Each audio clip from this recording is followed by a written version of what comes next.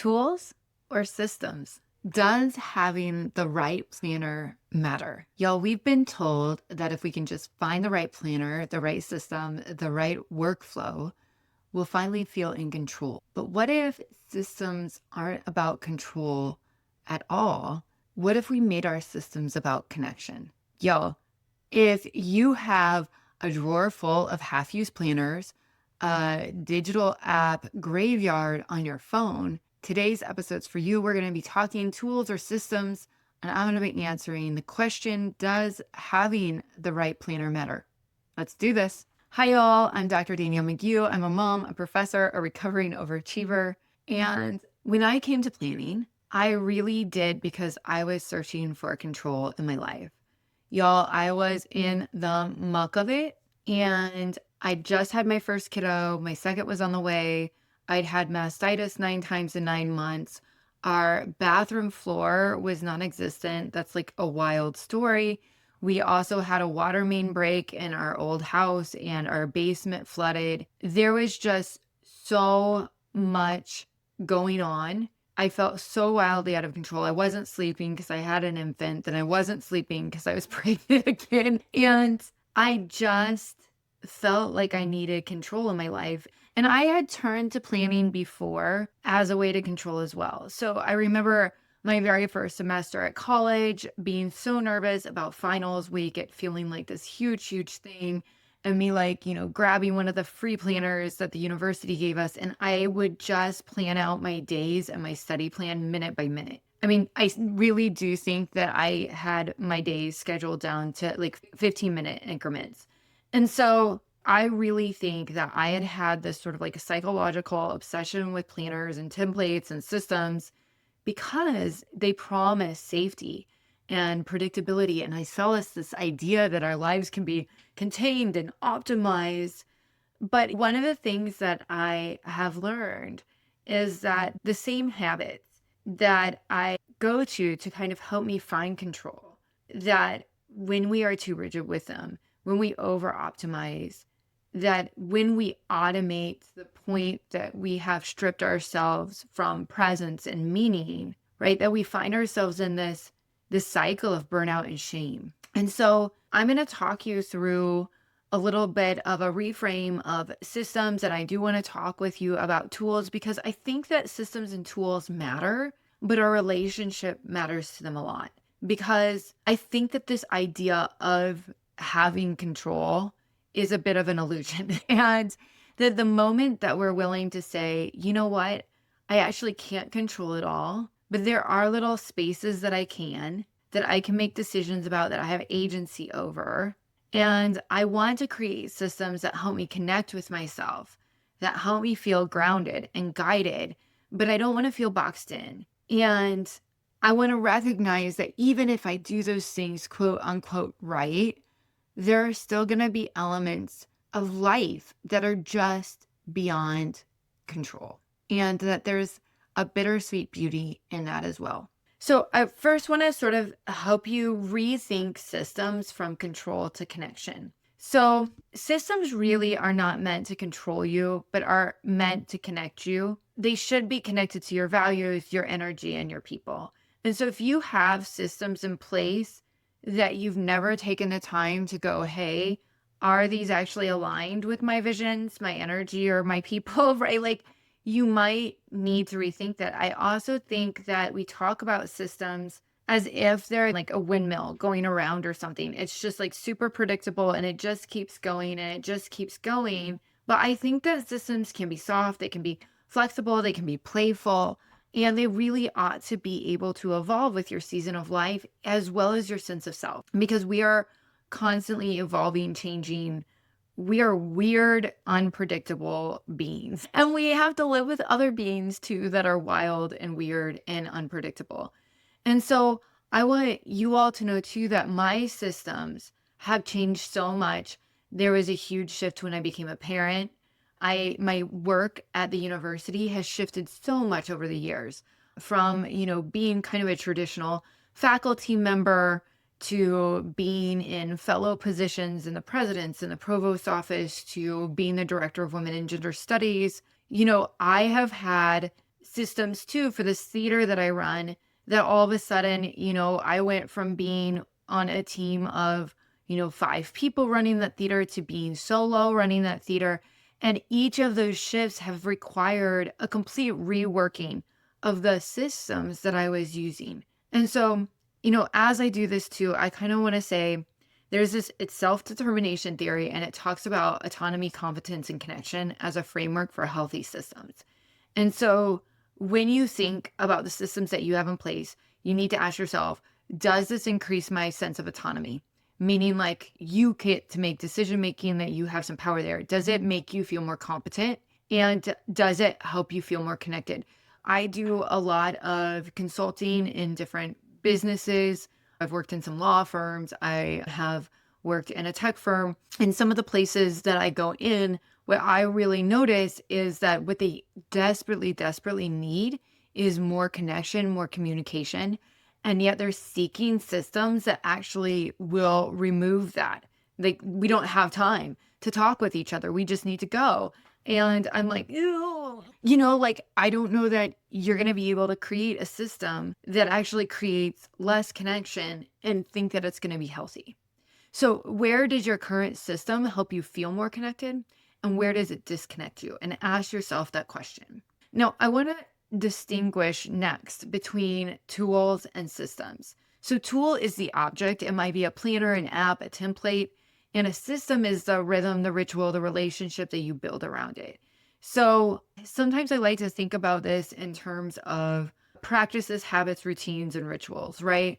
That we might have practices are sometimes like the individual action or behavior. We put those together in a sequence that are attached to meaning, and that creates a ritual. Tools and systems are kind of similar, that we might have a system that uses a tool or multiple tools in order to kind of set its rhythm. So, for example, when I sit down with my planner, I have a blanket that I always put on. I have a morning drink that I always make. I take a deep breath and kind of say a little prayer right before I write. And that's not a productivity hack. It is a ritual. And that ritual I think of as like a system. It's something that I do over and over again that also moves my own growth forward.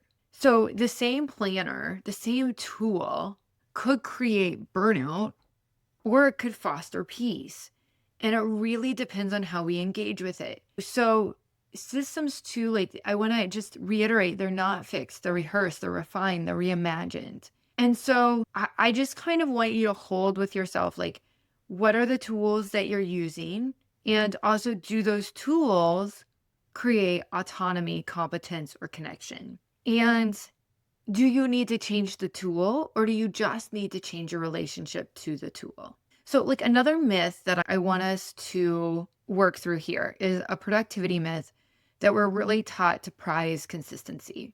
And y'all, I am a very consistent human, sometimes to a fault. I'm not incredibly rigid, but I am very, very consistent.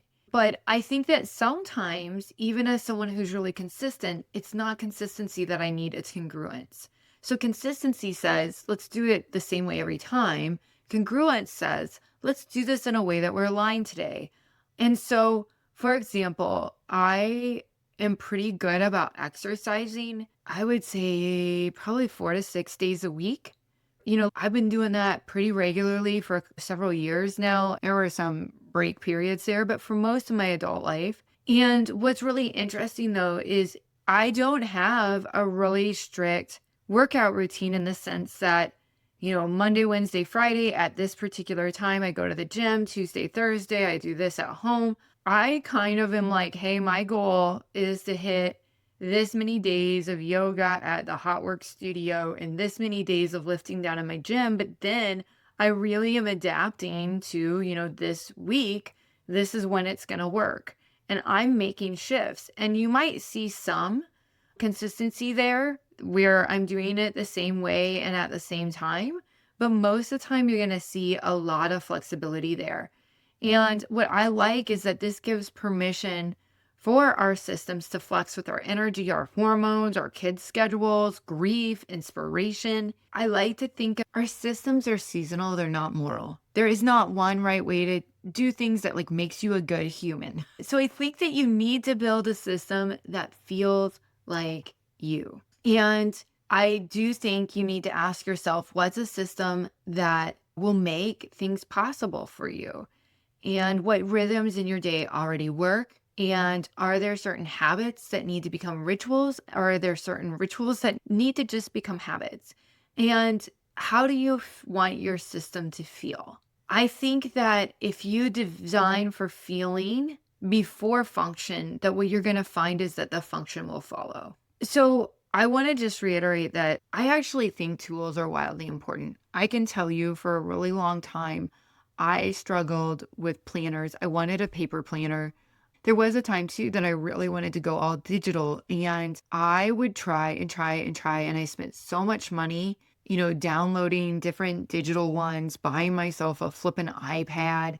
I can't tell you how often I've thought about getting like a Remarkable or a Kindle Scribe. Even my paper planners, I bought a whole bunch of them.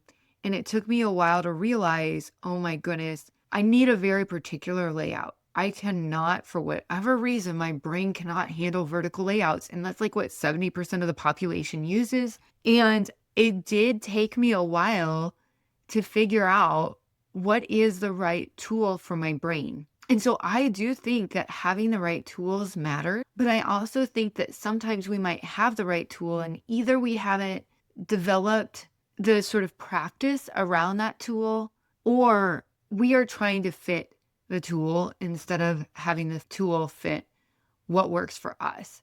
And it really is this iterative process of learning about yourself and then trying on a tool, and the same with systems.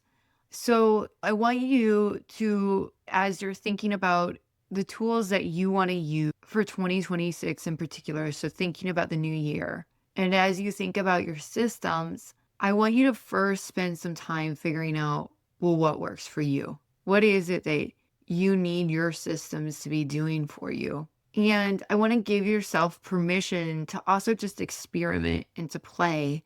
I have two planners that I'm wildly excited about. So I have the Sense the Possibilities planner and journal.